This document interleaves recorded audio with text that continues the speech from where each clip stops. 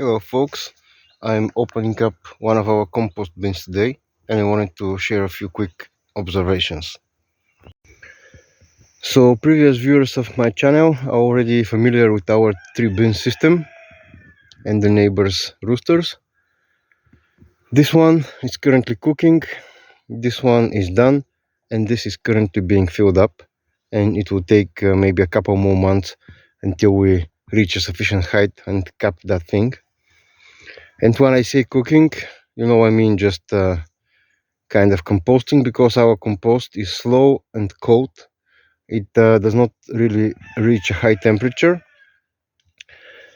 This one has already had a 3 month of rest, so it was about 3 to 4 months when we kept that, maybe a bit more, but somewhere in that vicinity.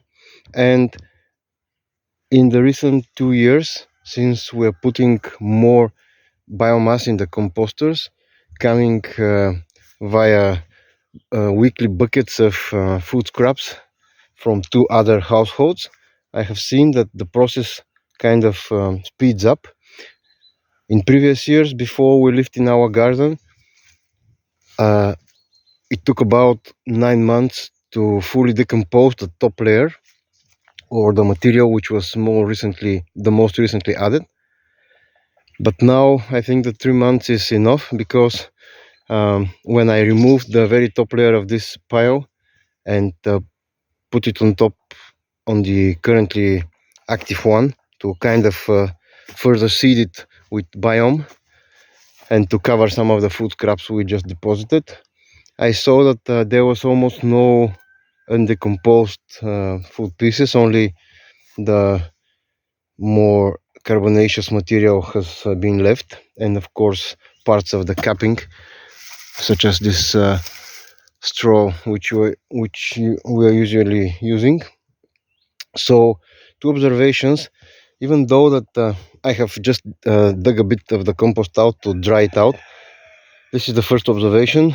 Even though we have been in a rather dry conditions and actually classified as a drought, the compost is very moist. I'd say it's even wet near the bottom, and you can see that some of the coarse material we are adding sticks out. And this is very beneficial, because you can see that this pile without no watering, and it was covered by one of those tarps, so it received no rain from June up to this point when it was closed. No additional water was added by any means, besides what was already available in the food scraps and the garden waste. And you can see that the compost is rather moist, which signifies the massive water holding capacity of the compost. Of course, it's in a pile, it was covered, so less evaporation. It's also shaded by our wild sour cherry, I'd say, plantation here, which I'm slowly turning into sweet cherries. You can see that 2 of those grafts I made this spring. I've not even removed the tape yet, just no time for that.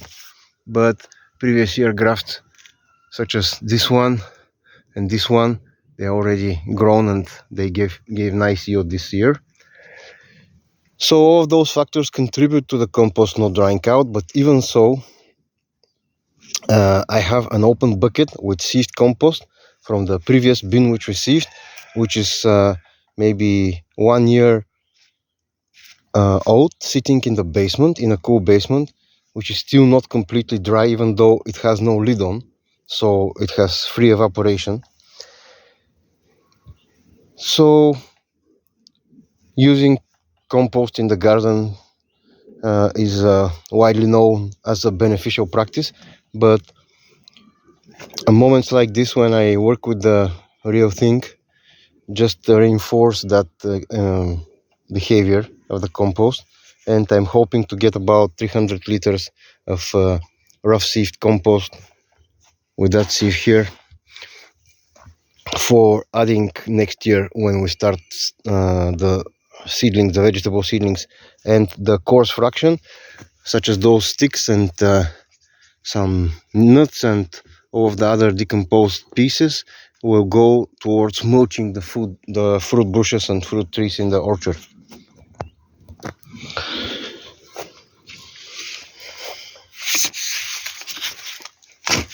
Now, a second observation I wanted to share is that when I start opening this compost and start digging the top layer out to transfer to the other bin, I found that there were almost no worms and little worm activity here in the compost.